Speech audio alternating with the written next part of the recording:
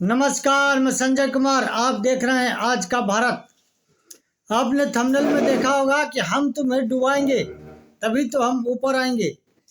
इस बार बिहार इलेक्शन में कांग्रेस का ही प्लान है और मैं गारंटी देता हूं कि ये प्लान यहाँ से नहीं बना है, बड़ी तैयारी से बना दिल्ली से। और ये प्लान क्यों बना है? 2024 में जब लोकसभा का इलेक्शन था तब लालू प्रसाद यादव जी ने अपने मर्जी से टिकट बंटवारा किए थे, उसके बदला ले रहे हैं कांग्रेसी। कांग्रेस बड़ी पुरानी पार्टी है, घाघ है। उनको पता है कि जब तक बिहार में या और भी प्रदेश में जब तक जो रीजनल पार्टियां हैं, पारिवारिक पार्टी भी बोल सकते हैं इनको, तब तक इनका मतलब कांग्रेसियों का उदय नहीं हो सकता, पूरे देश में ही नहीं। देखिए, जहाँ जहाँ रीजनल पार्टियां नहीं है वहाँ कांग्रेस विपक्ष रहता है पूरा मजबूती से। कभी कभी तो एमपी में सरकार भी बन गया था कुछ दिन के लिए। एमपी हो, छत्तीसगढ़ हो, गुजरात हो, हिमाचल हो, उत्तराखंड हो, ऐसे प्रदेशों में जहाँ कोई रीजनल पार्टी नहीं है, क्षेत्रीय पार्टी नहीं है, वहाँ कांग्रेस मजबूत है। लेकिन जहाँ जहाँ ये रीजनल पार्टी है, क्षेत्रीय पार्टी है, पारिवारिक पार्टी है, जाति समुदाय वाली पार्टी है, वहाँ कांग्रेस का कुछ नहीं चलता, बिल्कुल फिसड्डी है।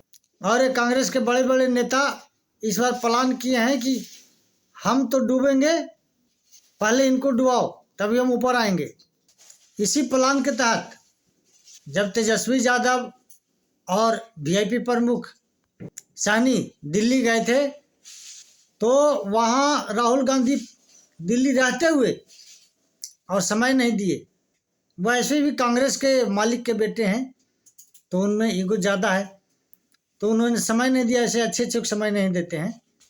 जब मिलने का समय नहीं दिए और इधर अल्लावरू को भेज दिए हैं। पहले जो भी कांग्रेसी आता था वहाँ से पर्यवेक्षक हो या जो राज्य में आता था इनका राज प्रभारी, तो पहले लालू यादव जी के चरणों में दंडवत होता था, बिल्कुल लेट के कांग्रेसी जो भी आते थे। लेकिन इस बार अल्लावरू को पढ़ा के भेजा गया, सिखा के भेजा गया है कि दंडवत नहीं होना है और दरबार में हाजिरी नहीं लगाना है। वो कभी लालू यादव जी के घर पे मिलने नहीं गए अल्लावरू।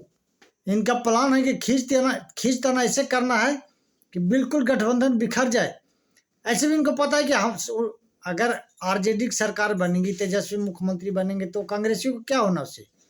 झारखंड में है शिबू सोरेन के लड़के जो हैं हेमंत सोरेन, तो वहाँ कांग्रेसियों का क्या है, इतना कोई खास नहीं, तो दो चार मंत्री बना देते हैं। लेकिन जब लोकसभा इलेक्शन आता है तो अपनी मनमर्जी करते हैं, अपनी मर्जी से टिकट बांटते हैं, इनका वैल्यू नहीं देते कांग्रेसियों का। और जो कांग्रेस पार्टी को बोलते हैं वो सुनना पड़ता है। उसी का बदला लेने के लिए इस बार तो बिहार चुनाव ऐसा वन साइडेड होने वाला है। मैंने पहले वीडियो बनाया था कि बिहार का इलेक्शन बहुत रोमांचक होगा, लेकिन बिल्कुल वन साइडेड हो रहा है। बिल्कुल एनडीए बढ़त की ओर बढ़ रहा है। ये इनका बैठक नहीं होने के कारण, सीटों को घोषणा नहीं होने के कारण इतना बेतरतीब टिकट बांटे हैं कि 9 सीट पे ये आपस में ही लड़ रहे हैं।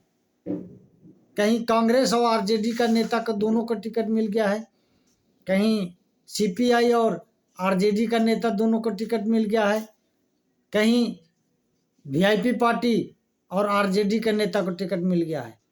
एक नेता ने तो हद ही कर दिया, आरजेडी वीआईपी दोनों से टिकट लिया और दोनों से नॉमिनेशन किया। सिर्फ पार्टी का नाम चेंज कर दे, बाकी डाटा सेम है। मैं सभी का नाम बताऊंगा कहाँ कहाँ से दो दो प्रत्याशी हैं और कौन ऐसे प्रत्याशी है जो आरजेडी वीआईपी दोनों से सिंबल लिया और एक ही विधानसभा क्षेत्र में दोनों से सिंबल लेने के बाद और नॉमिनेशन किया। वहाँ पे वैशाली विधानसभा से अजय कुशवाहा आरजेडी के सिंबल पे लड़ रहे हैं और वैशाली से ही कांग्रेस ने संजीव कुमार को उतार दिया। मतलब एक कांग्रेस का प्रत्याशी, एक आरजेडी का प्रत्याशी। ऐसे ही तारापुर विधानसभा में आरजेडी के अरुण साह और वीआईपी पार्टी के सकलदेव यादव आमने सामने हैं। बेगूसराय के मधुबनी जो विधानसभा है, बेगूसराय के मछुआरा विधानसभा से सीपीआई के अवधेश राय और कांग्रेस के गरीबदास ये आमने सामने हैं। गोरापुरम विधानसभा से आरजेडी के अफजाल अली और वीआईपी पार्टी के सतीश सहनी, ये दोनों आपस में आमने सामने हैं। कहलगांव से आरजेडी के रजनीश यादव और कांग्रेस के परवीन कुशवाहा, राजा पाकड़ विधानसभा से सीपीआई के मोहित पासवान, प्रतीक दास से है जो आरजेडी के हैं, रोसड़ा विधानसभा से सीपीआई के लक्ष्मण पासवान और कांग्रेस के बीके रवि। और एक और बड़ी खबर है कि जो आरजेडी के प्रदेश अध्यक्ष हैं कुटुंबा से लड़ रहे राजेश राम, वहां से भी आरजेडी ने सुरेश पासवान को टिकट दे दिया है। इनका आपस में इतना खींचतान है, और जो मैं बताया था एक प्रत्याशी ने तो हद ही कर दिया है। आलमनगर विधानसभा से एक नवीन कुमार हैं जो वीआईपी पार्टी और आरजेडी से दोनों से सिंबल लिए और एक ही विधानसभा में नॉमिनेशन कर दिए। ये तो मतलब वो बोलते हैं ना साइंटिस्ट दिमाग वो लगाए हैं। इनको डर था कि कहीं आरजेडी से कोई जैसे खींचतान चल रहा है तो वहाँ कोई दूसरा पहले वीआईपी से लिए और जाकर नॉमिनेशन कर दिए, किसी को बताए नहीं, और फिर आरजेडी से लिए और वहाँ से नॉमिनेशन कर दिए। वो कांग्रेस से भी कोशिश कर रहे थे कि ले लें ताकि पूरा ही ब्लॉक हो जाए, जैसे कहीं कहीं से दो उतार दे रहे हैं तो उनको भी डर लग रहा था कि कोई और यहाँ आ जाएगा, तो उन्होंने प्रयास किया कांग्रेस से भी लेने का, लेकिन कांग्रेस से नहीं मिला।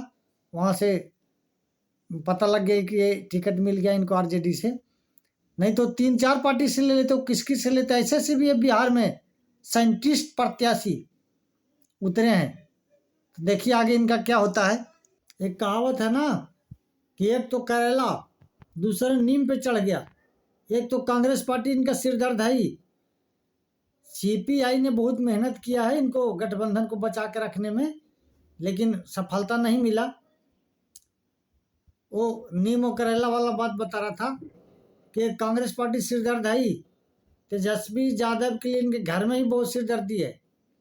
इनके जो बहन है वो भी तेज प्रताप के साथ खड़े हैं, ट्वीट किए हैं। मैं कल भी एक वीडियो में बनाया था। छोटे हैं तो आशीर्वाद क्या देंगे, लेकिन सपोर्ट किए हैं कि भाई आगे बढ़ते रहो, हम तुम्हारे साथ हैं। तो हो सकता है चुनाव प्रचार में भी आ जाएं।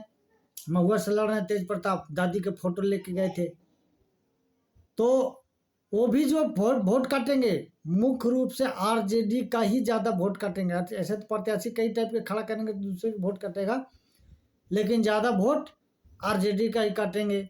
उधर ओवैसी हैं, वो भी ज़्यादा वोट आरजेडी का काटेंगे।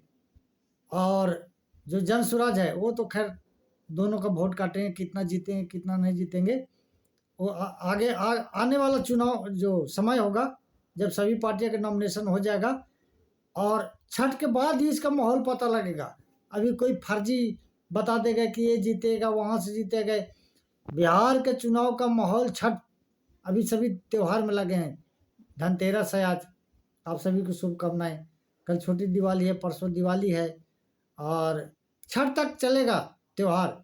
और छठ तो बिहार का छठी मैया का बहुत महिमा होता है और बहुत बड़ा त्यौहार है, और बहुत बाहर से आते हैं। इस बार वोट परसेंटेज भी बहुत मायने रखेगा।